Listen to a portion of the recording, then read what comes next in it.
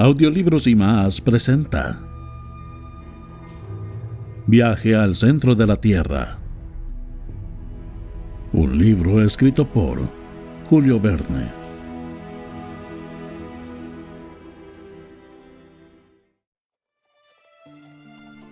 Capítulo 12.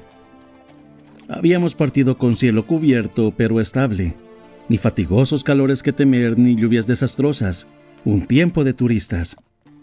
El placer de correr a caballo por un país desconocido me indujo a aceptar con buen ánimo el principio de esta empresa. Me hallaba completamente entregado a la felicidad del excursionista, hecha de deseos y de libertad. Comenzaba a adaptarme a la situación. Además, me decía a mí mismo, ¿qué estoy arriesgando? Viajar por el país más curioso, escalar una montaña muy notable. En el peor de los casos, bajar al fondo de un cráter apagado. Es evidente que el tal Saknussemm no hizo otra cosa. En cuanto a la existencia de una galería que lleva al centro del planeta, pura imaginación, absoluta imposibilidad. Por tanto, tomemos lo que haya de bueno en esta expedición y sin titubeos. Cuando hube concluido este razonamiento, ya habíamos abandonado Reykjavik. Hans iba en cabeza con paso rápido, igual y continuo. Le seguían los 2 caballos cargados con nuestros equipajes, sin que fuera necesario dirigirlos. Mi tío y yo íbamos detrás, sin hacer realmente un papel demasiado malo sobre nuestras pequeñas, pero vigorosas monturas. Islandia es una de las mayores islas de Europa. Mide 1.400 millas de superficie y solo cuenta con 60.000 habitantes. Los geógrafos la han dividido en 4 partes y nosotros teníamos que atravesar casi oblicuamente la que lleva el nombre de Tierra del Cuarto del Suroeste, Sudvestfjordur. Al dejar Reykjavik, Hans había tomado inmediatamente la orilla del mar. Cruzábamos raros pastizales que a duras penas conseguían ser verdes. Lo predominante era el amarillo. Las cimas rugosas de las masas traquíticas se difuminaban en el horizonte entre las brumas del este.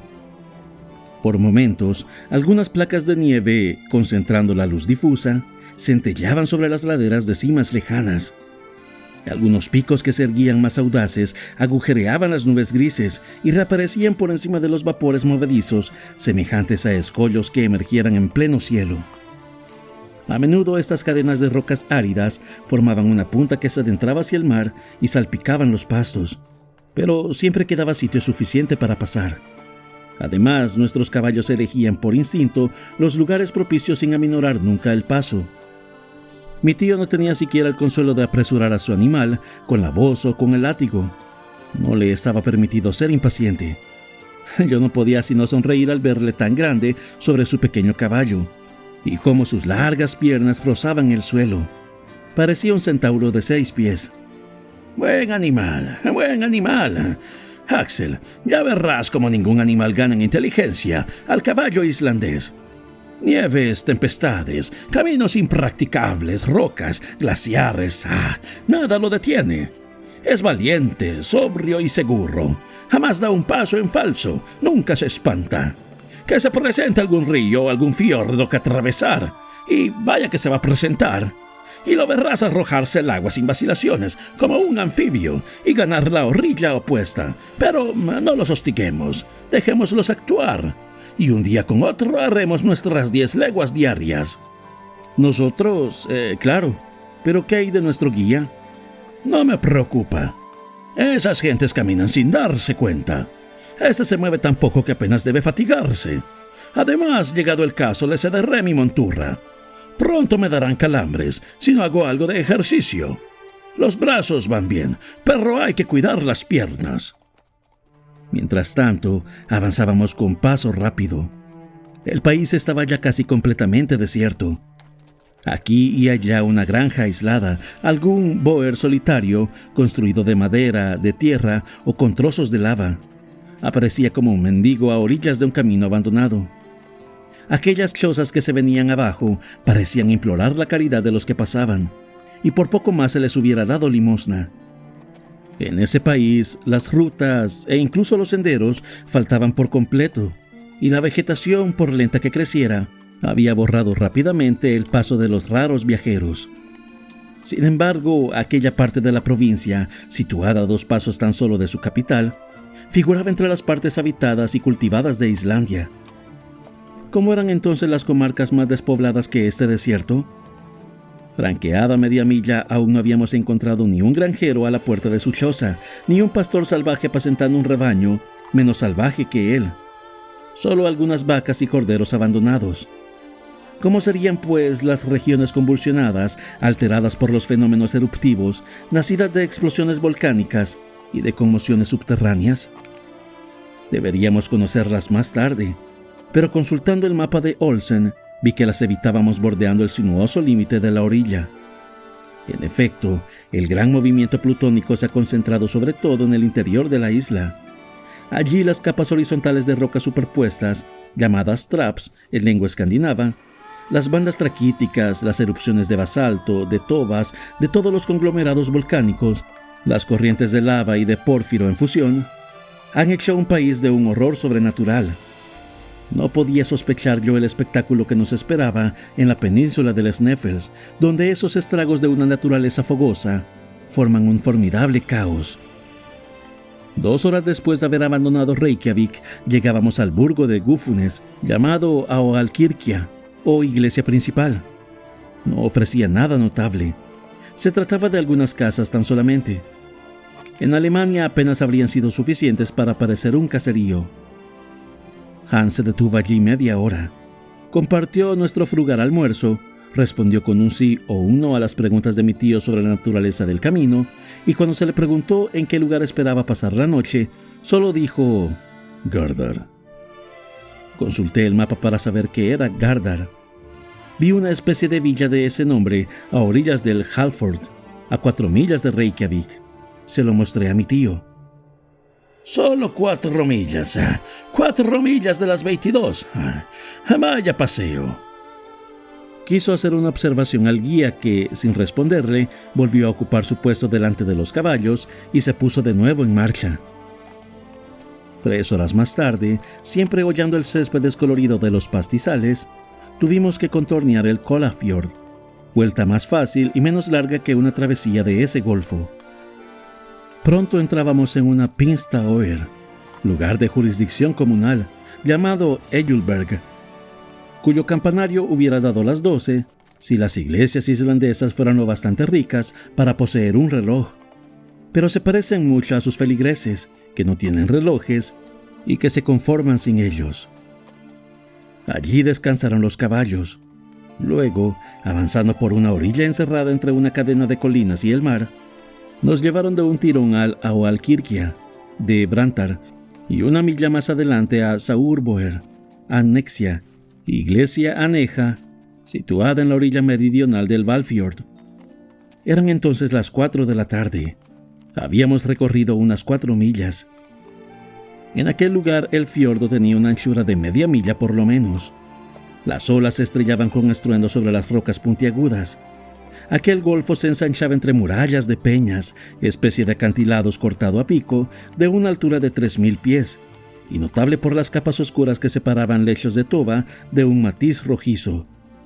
Sea cual fuera la inteligencia de nuestros caballos, no auguraba yo nada bueno de la travesía de un verdadero brazo de mar realizada a lomos de cuadrúpedo.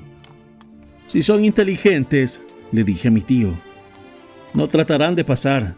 En cualquier caso, ya me encargaré yo de ser inteligente por ellos. Pero mi tío no quería esperar. Espoleó a los 2 hacia la orilla. Su montura llegó a olfatear la última ondulación de las olas y se detuvo. Mi tío, que tenía instinto propio, lo espoleó aún más. Nueva negativa del animal, que movió la cabeza. Entonces se sucedieron juramentos y latigazos por un lado y por otro coces del animal, que comenzó a desmontar a su jinete. Por fin, el pequeño caballo, doblando las corvas, se separó de las piernas del profesor y lo dejó plantado de pie sobre 2 piedras de la orilla como el coloso de Rodas. ¡Ah, maldito animal!, gritó el jinete, súbitamente transformado en peatón y avergonzado como un oficial de caballería que pasara soldado de infantería. «Farja», dijo el guía tocándole el hombro. ¿Qué? ¿Una barca? «Der». Sí, hay una barca». Eso había que haberlo dicho. En marcha, entonces. Tidbaten. ¿Qué dice? Dice marrea, respondió mi tío, traduciéndome la palabra danesa. Sin duda hay que esperar la marea. ¿Fórbida? Preguntó mi tío. Ya, respondió Hans.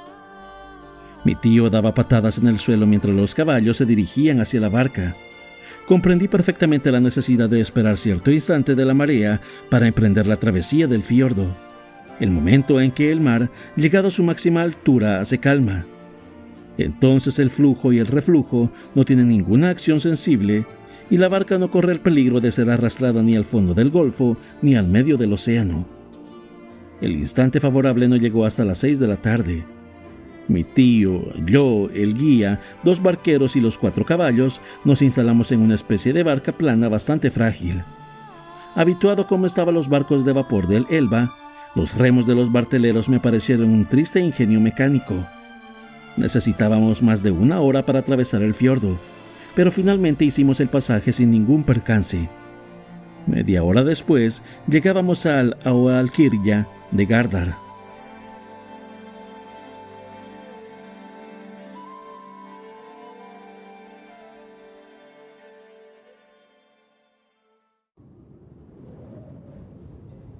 Capítulo 13.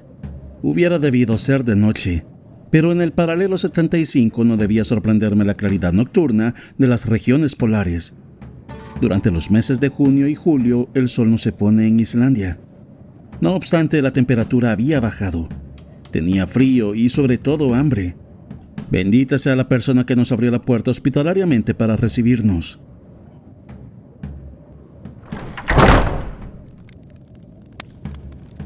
Era la casa de un campesino, pero en punto a hospitalidad valía tanto como la de un rey.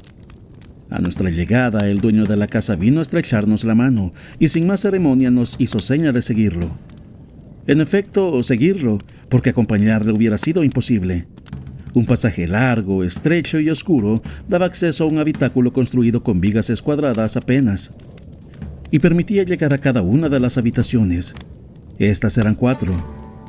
La cocina, el taller de tejer, la badstofa, dormitorio de la familia y, la mejor de todas, la habitación de los forasteros. Mi tío, cuya estatura no habían pensado al construir la casa, no pudo evitar darse 3-4 veces con la cabeza contra los salientes del techo. Nos llevaron a nuestra habitación, especie de gran sala con suelo de tierra apisonada e iluminada por una ventana cuyos cristales estaban formados por membranas de cordero bastante poco transparentes. Las camas eran de forraje seco esparcido sobre 2 cuadros de madera pintados de rojo y adornado con sentencias islandesas. Era realmente confortable, a no ser porque en aquella casa reinaba un fuerte olor a pescado seco, a carne macerada y a leche agria que sentaba bastante mal a mi olfato. Cuando hubimos dejado a un lado nuestros arreos de viaje, se dejó oír la voz de nuestro anfitrión, invitándonos a pasar a la cocina, única pieza donde se hacía fuego, incluso cuando el frío era más intenso.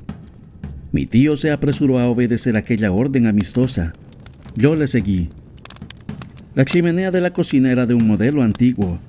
En medio de la habitación una piedra servía de hogar. En el techo, un agujero por el que salía el humo. La cocina servía también de comedor. Al entrar, el anfitrión nos saludó, como si aún no nos hubiera visto, con la palabra salvetru, que significa sean felices, y vino a besarnos en la mejilla. Su mujer, que se mantenía a su lado, pronunció las mismas palabras, acompañadas de idéntico ceremonial. Luego, ambos esposos se inclinaron profundamente, poniendo su mano derecha sobre el corazón. Debo decir que la islandesa era madre de 19 niños, todos los cuales, grandes y pequeños, pululaban entre las volutas de humo, como que el ar inundaba la habitación. A cada momento se veía una cabecita rubia y algo melancólica salir de aquella niebla. Parecían una guirnalda de ángeles insuficientemente aseados. Mi tío y yo acogimos cariñosamente a aquella camada. Pronto tuvimos a 3 o 4 de aquellos niños en nuestros hombros, otros tantos sobre nuestras rodillas y el resto entre nuestras piernas. Los que hablaban repetían Salbertu en todos los tonos imaginables. Los que no hablaban gritaban a más no poder. Este concierto fue interrumpido por el anuncio de la comida. En ese momento entró el cazador que venía de dar de comer a los caballos, es decir, que económicamente los había soltado en el campo. Los pobres animales debían contentarse con pasear el escaso musgo de las rocas y algunos fucos poco nutritivos, y al día siguiente acudirían por sí mismos a reanudar el trabajo de la víspera. «Soelberto», fue lo que dijo Hans. Después, tranquilo, automáticamente, sin que un beso fuera más acentuado que otro, rozó con sus labios al anfitrión, a su esposa y a los 19 hijos. Acabada la ceremonia, nos sentamos a la mesa en número de 24 y por consiguiente unos encima de otros en el verdadero sentido de la expresión. Los más favorecidos no tenían más que 2 chiquillos en las rodillas. Sin embargo, a la llegada de la sopa se hizo el silencio en aquel pequeño mundo, e incluso entre los niños recobró su imperio la taciturnidad natural. El anfitrión nos sirvió una sopa de líquen nada desagradable, luego un enorme trozo de pescado seco nadando en mantequilla rancia desde hacía 20 años, y por consiguiente preferible a la mantequilla fresca, según las ideas gastronómicas de los islandeses. Con aquello había skyr, especie de leche cuajada, acompañada de galletas sazonada con un jugo de bayas de enebro. Finalmente, como bebida, suero de leche con agua, que la llamaban blanda en todo el país. Si este singular alimento era bueno o no, es algo que no puedo juzgar. Tenía hambre, y de postre engullí hasta la última gota de una espesa papilla de alforfón. Acabada la comida, los niños desaparecieron. Las personas mayores rodearon el hogar, donde ardían turba, brezo, estiércol de vaca y huesos de peces disecados. Luego, tras aquella toma de calor, los diversos grupos ganaron sus respectivos cuartos. La anfitriona, siguiendo la costumbre, se ofreció a quitarnos los calcetines y los pantalones, pero ante una educadísima negativa por nuestra parte, no insistió, y finalmente pudo hacerme un ovillo en mi yacija de forraje.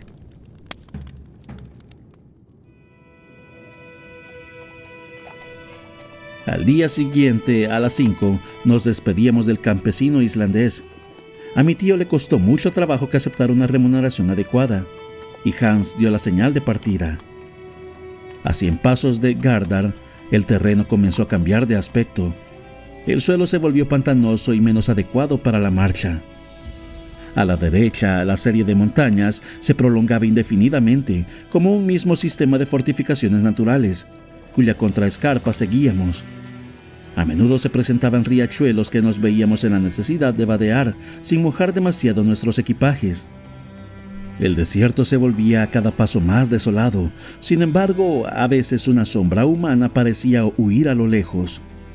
Si las vueltas del camino nos acercaban inopinadamente a uno de aquellos espectros, yo experimentaba un malestar repentino a la vista de una cabeza hinchada, de piel reluciente, sin cabello y cubierta de llagas repugnantes que dejaban ver los desgarrones de miserables harapos. La desventurada criatura no se acercaba para tender su mano deforme. Al contrario, escapaba, pero no antes de que Hans la hubiera saludado con un Soelberto habitual. «Spettelx», decía Hans. Un leproso», repetía mi tío. Y esta sola palabra producía su repulsivo efecto. Esa horrible afección de la lepra es bastante común en Islandia. No es contagiosa, sino hereditaria, por lo cual les está prohibido el matrimonio a estos miserables. Aquellas apariciones no eran, por su naturaleza, las más idóneas para alegrar el paisaje, que se volvía profundamente triste. Las últimas matas de hierba venían a morir bajo nuestros pies. Ningún árbol, a no ser algunos bosquecillos de abedules enanos semejantes a matorrales. Ningún animal, salvo algunos caballos que su dueño no podía alimentar y que vagaban por las sombrías llanuras. A veces un halcón planeaba entre las nubes grises y huía a todo vuelo hacia las comarcas del sur.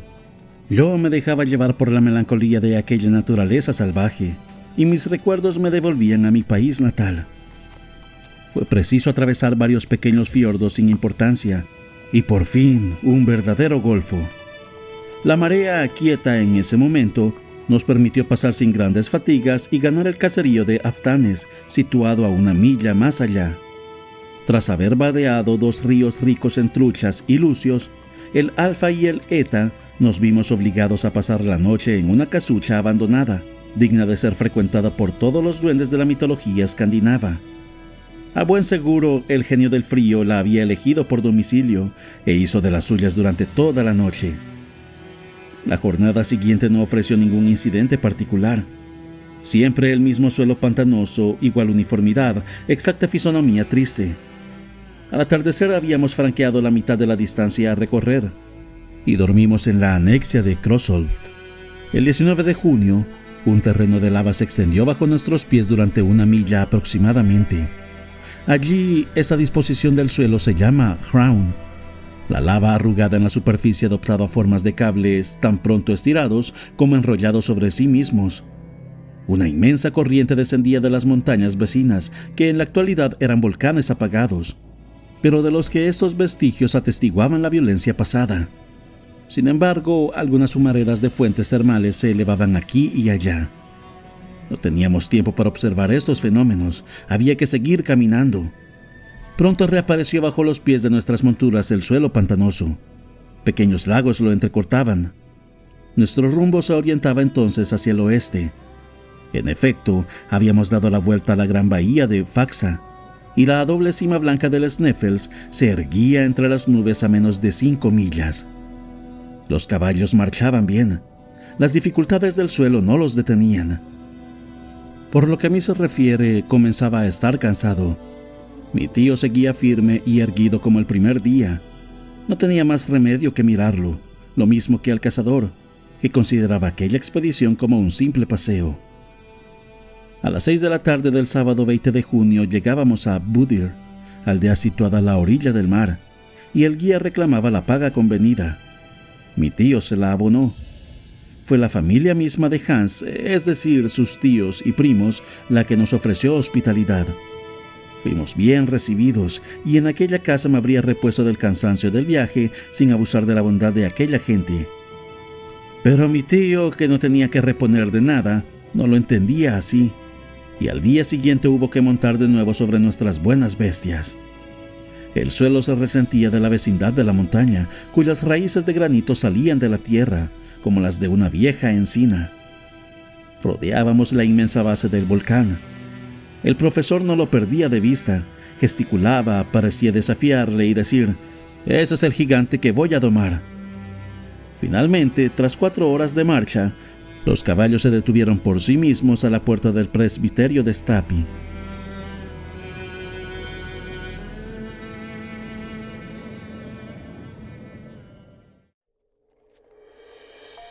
Capítulo 14. Stapi es una aldea formada por una treintena de casas construidas sobre la lava bajo los rayos del sol que refleja el volcán. Se extiende al fondo de un pequeño fiordo encajado en una muralla basáltica del más extraño efecto. Como se sabe, el basalto es una roca oscura de origen ígneo.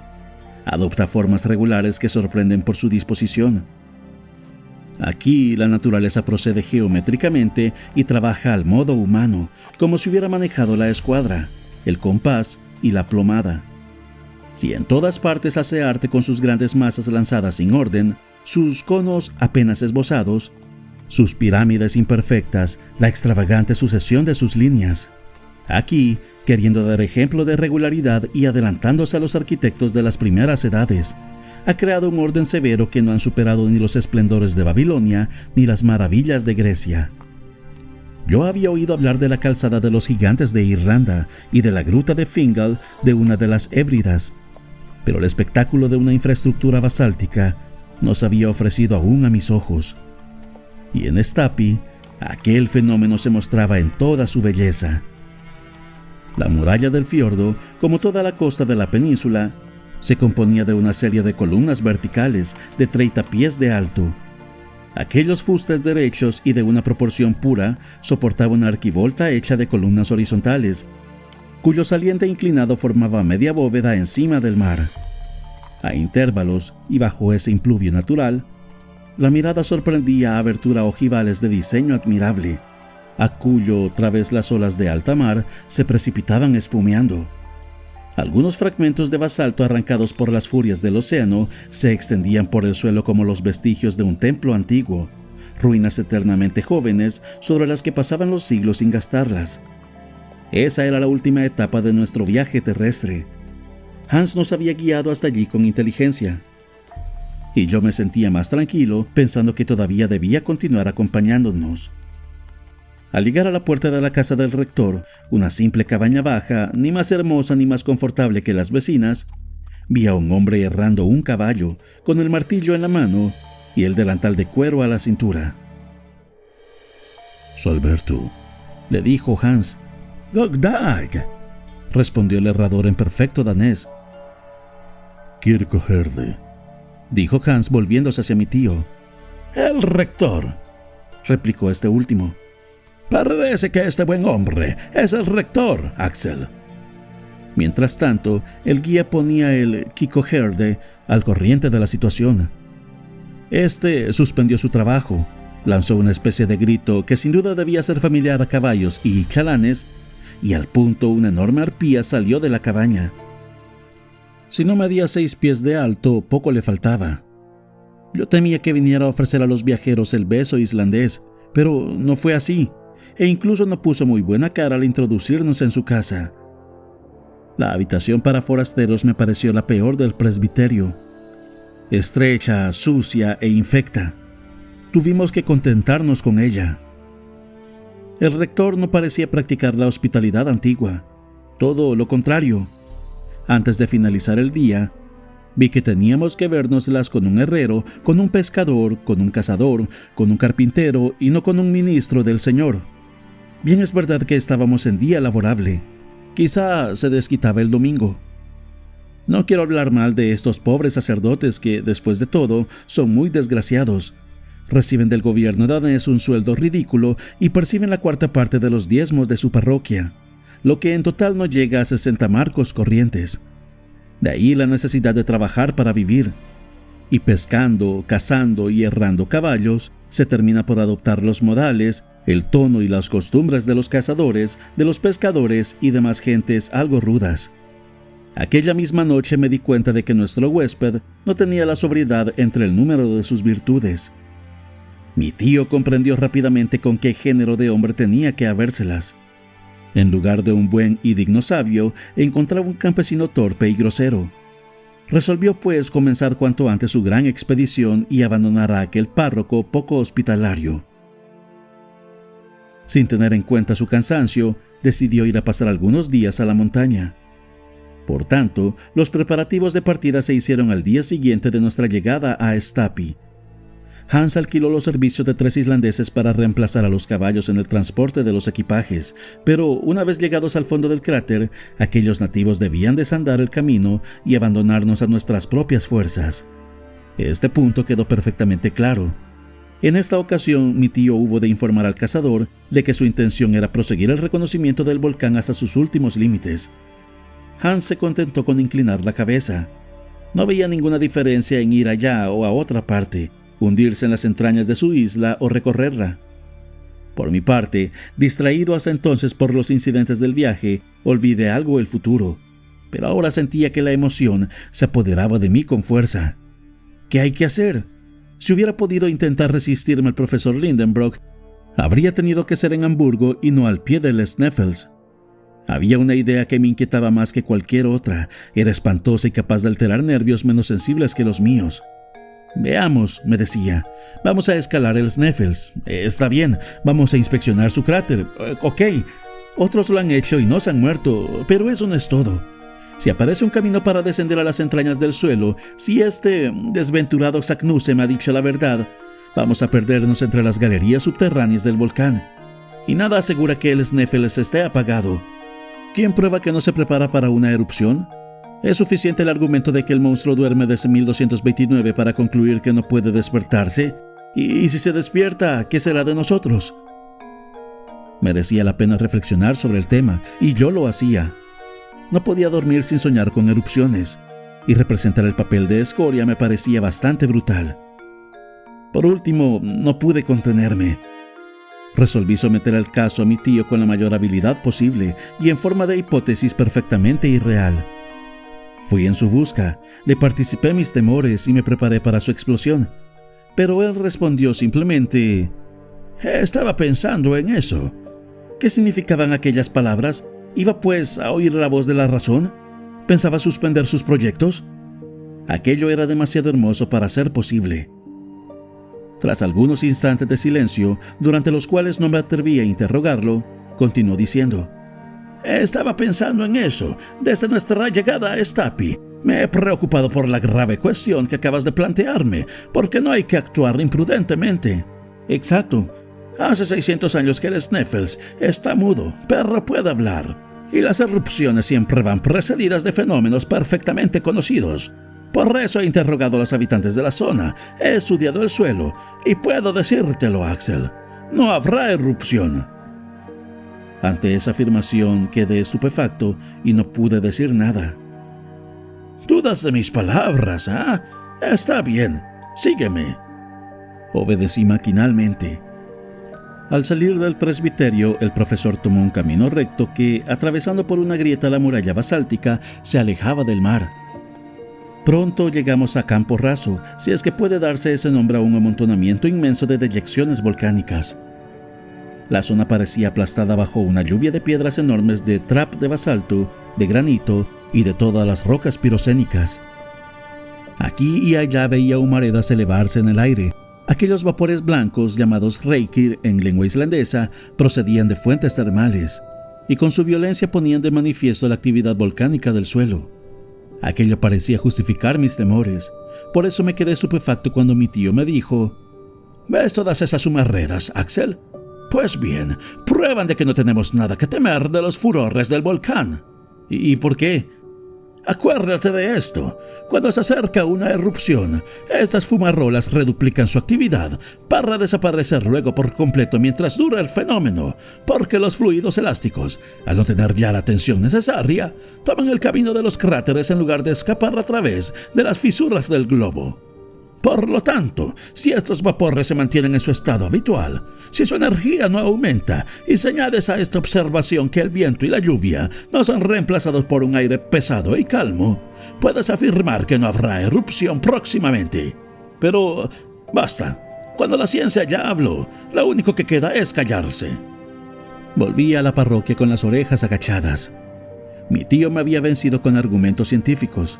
Sin embargo, aún me quedaba una esperanza: que una vez llegados al fondo del cráter no encontráramos ninguna galería y fuera imposible descender a mayor profundidad a pesar de todos los Saknussemm del mundo. Pasé la noche siguiente sumido en una pesadilla. Estaba en el interior de un volcán, en las profundidades de la Tierra, y me sentí lanzado a los espacios planetarios en forma de roca eruptiva. Al día siguiente, 23 de junio, Hans nos esperaba con sus compañeros cargados de víveres, herramientas e instrumentos. 2 bastones con contera de hierro, 2 fusiles y 2 cartucheras estaban reservados para mi tío y para mí. Como hombre precavido, Hans había añadido a nuestros equipajes un odre lleno que, unido a nuestras cantimploras, nos aseguraba agua para 8 días. Eran las 9 de la mañana. El rector y su arpía por mujer esperaban delante de su puerta.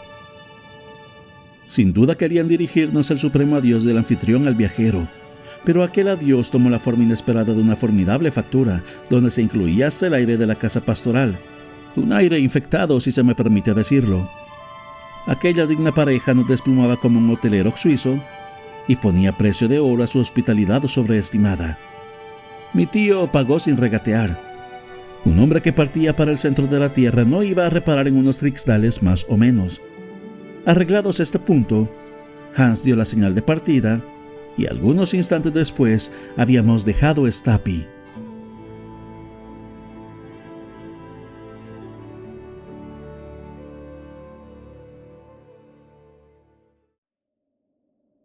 Capítulo 15. El Sneffels tiene una altura de casi 1500 metros. Con su doble cono remata una banda traquítica que se destaca del sistema orográfico de la isla. Desde nuestro punto de partida no podíamos ver perfilarse sus 2 picos sobre el fondo grisáceo del cielo. Solo se divisaba un enorme casquete de nieve inclinado sobre la frente del gigante. Caminábamos en fila, precedidos por el cazador, que subía por estrechos senderos por los que no habrían podido caminar dos personas juntas. Por eso se volvía casi imposible cualquier conversación. Al otro lado de la muralla basáltica del fiordo de Stapi, aparece primero un suelo de turba herbácea y fibrosa, residuo de la antigua vegetación de los pantanos de la península. La masa de ese combustible, sin explotar todavía, bastaría para calentar durante un siglo a toda la población de Islandia. Si se midiera aquella vasta turbera desde el fondo de ciertos barrancos, tendría con frecuencia 70 pies de alto, acumuladas en capas sucesivas de detritus carbonizados separados por hojas de piedra pómez. Como verdadero sobrino del profesor Lindenbrock, y a pesar de mis preocupaciones, observaba con interés las curiosidades mineralógicas expuestas en aquel vasto gabinete de historia natural. Al mismo tiempo reproducía en mi mente toda la historia geológica de Islandia. Evidentemente, esa isla tan curiosa ha salido del fondo de las aguas en una época relativamente moderna. Quizás todavía incluso se eleva con un movimiento imperceptible. Si así fuera, no puede atribuirse su origen más que a la acción de los fuegos subterráneos. En ese caso, la teoría de Humphrey Davy, el documento de Saknussemm, las pretensiones de mi tío, todo se volvía agua de borrajas. Esta hipótesis me llevó a examinar atentamente la naturaleza del suelo, y pronto me di cuenta de la sucesión de fenómenos que presidieron su formación. Carente por completo de terreno sedimentario, Islandia se compone únicamente de toba volcánica, es decir, de un conglomerado de piedras y rocas de textura porosa. Antes de la existencia de los volcanes, estaba hecha de un macizo trapeico lentamente elevado por encima de las olas mediante el empuje de fuerzas centrales. Todavía no habían irrumpido en el exterior los fuegos internos. Pero más tarde se abrió una amplia hendidura diagonal del suroeste al noreste de la isla, por la que se derramó poco a poco toda la pasta traquítica. El fenómeno se materializaba entonces sin violencia. La boca de salida era enorme y las materias fundidas, rechazadas por las entrañas del globo, se extendieron tranquilamente en vastas capas o en masas onduladas. En esa época aparecieron los feldespatos, las sienitas y los pórfiros. Pero gracias a este derrame, el espesor de la isla se incrementó considerablemente y por consiguiente su resistencia. Es fácil concebir la cantidad de fluidos elásticos que se almacenaron en su seno cuando ya no encontraron ninguna salida tras el enfriamiento de la corteza traquítica. Llegó pues un momento en que la potencia mecánica de ese gas fue tal que levantó la pesada corteza y se crearon altas chimeneas. Así surgió el volcán, hecho del levantamiento de la corteza, y luego el cráter súbitamente abierto en la cima del volcán. Entonces, los fenómenos volcánicos sucedieron a los eruptivos. Por las aberturas recién formadas escaparon primero las deyecciones basálticas, cuyos especímenes más maravillosos ofrecían a nuestras miradas la llanura que atravesábamos en aquel momento. Caminábamos sobre aquellas rocas gris oscuro que el enfriamiento había moldeado en prismas de base hexagonal. A lo lejos se veía un gran número de conos aplastados, que en otro tiempo fueron bocas ignívomas. Luego, acabada la erupción basáltica, el volcán, cuya fuerza se incrementó con la de los cráteres apagados, dio paso a las lavas y a las tobas de cenizas y escorias cuyas largas corrientes diseminadas por los flancos veía yo como una opulenta cabellera. Tal fue la sucesión de fenómenos que constituyeron Islandia. Todos provenían de la acción de fuegos interiores, y suponer que la masa interna no permanecía en un estado permanente de incandescencia-liquidez era una locura, y lo era sobre todo pretender alcanzar el centro del planeta. Así pues me tranquilicé sobre el resultado de nuestra empresa al tiempo que caminaba al asalto del Sneffels. La ruta se hacía cada vez más difícil, el suelo se elevaba, los fragmentos de piedra se movían y había que poner la mayor atención para evitar caídas peligrosas. Hans avanzaba tranquilamente como sobre un terreno liso. A veces desaparecía tras los grandes bloques y momentáneamente los perdíamos de vista. Entonces un silbido agudo, escapado de sus labios, indicaba la dirección a seguir. También a menudo se detenía, recogía algunos desechos de rocas, los disponía de forma reconocible y hacía de este modo señales destinadas a indicar el camino de vuelta. Precaución buena en sí misma que los acontecimientos futuros hicieron inútil. 3 fatigosas horas de marcha nos habían llevado tan solo a la base de la montaña. Allí, Hans hizo señas de detenerse y todos compartimos un almuerzo frugal. Para ir más deprisa, mi tío daba bocados de tamaño doble del normal. Pero como esta parada para comer era también un alto para descansar, tuvo que esperar a la decisión del guía, que dio la señal de partida 1 hora más tarde. Los 3 islandeses, tan taciturnos como su camarada el cazador, no pronunciaron una sola palabra y comieron con sobriedad. Comenzábamos entonces a escalar las pendientes del Sneffels. Por una ilusión óptica frecuente en las montañas, su nevada cima me parecía muy cercana, y sin embargo, cuántas interminables horas faltaban para alcanzarla. Sobre todo, vaya qué cansancio. Las piedras, a las que no unía entre sí ninguna clase de cemento, ni de tierra ni de hierba, se desmoronaban bajo nuestros pies e iban a perderse en la llanura con la rapidez de una avalancha. En ciertos lugares, las laderas del monte formaban con el horizonte un ángulo de 36 grados por lo menos. Era imposible escalarlos, y aquellos repechos pedregosos debían ser rodeados no sin dificultad. Nos prestábamos entonces ayuda mutua gracias a nuestros bastones. Debo decir que mi tío estaba lo más cerca que podía de mí. No me perdía de vista y en muchas ocasiones su brazo me proporcionó un sólido apoyo. En cuanto a él, tenía sin duda un sentido innato del equilibrio, porque no tropezaba. Los islandeses, aunque cargados, trepaban con agilidad de montañeros. Viendo la altura de la cima del Sneffels, me parecía imposible que pudiéramos alcanzarla por aquel lado si no disminuía el ángulo de inclinación de las pendientes. Afortunadamente, tras 1 hora de esfuerzos y proezas, apareció inopinadamente, en medio de la vasta alfombra de nieve desplegada sobre la cima redondeada del volcán, una especie de escala que simplificó nuestro ascenso. Estaba formada por uno de esos torrentes de piedras arrojadas por las erupciones, cuyo nombre en islandés es Stina. Si aquel torrente no se hubiera visto detenido en su caída por la disposición de los flancos de la montaña, habría ido a precipitarse en el mar y a formar nuevas islas. Tal como estaba, no sirvió de mucho. La rigidez de las pendientes aumentaba, pero aquellos escalones de piedra permitían escalarla fácilmente e incluso con tal rapidez que habiéndome quedado un momento atrás, mientras mis compañeros continuaban su ascensión, cuando los vi ya aparecían reducidos por la distancia a una apariencia microscópica. A las 7 de la tarde habíamos subido los 2000 peldaños de la escalera y dominábamos una protuberancia de la montaña, especie de meseta sobre la que se apoyaba el cono del cráter, propiamente dicho. El mar se extendía a una profundidad de 3200 pies. Habíamos sobrepasado el límite de las nieves perpetuas, bastante poco elevadas en Islandia como consecuencia de la humedad constante del clima. Hacía un frío violento. El viento soplaba con fuerza. Yo estaba agotado.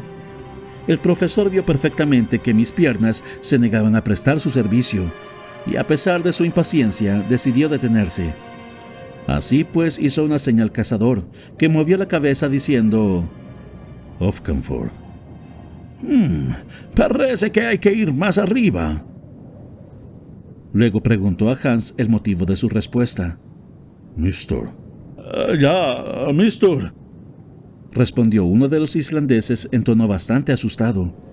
«¿Qué significa esa palabra?», pregunté con inquietud. «Mirra». Dirigí mis ojos hacia la llanura. Una inmensa columna de piedra pómez pulverizada, de arena y polvo, se elevaba girando como una tromba.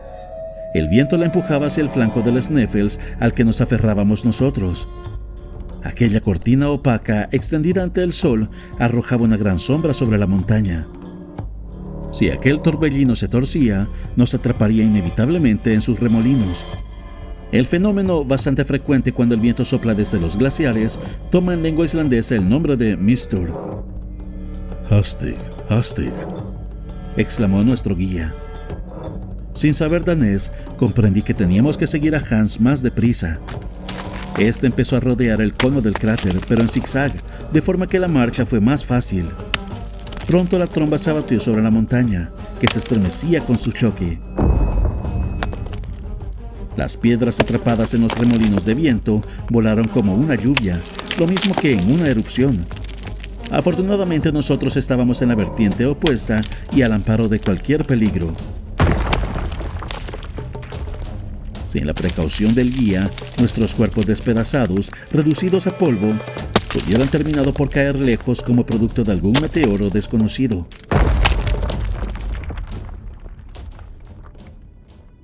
Sin embargo, Hans no creyó prudente pasar la noche en las laderas del cono.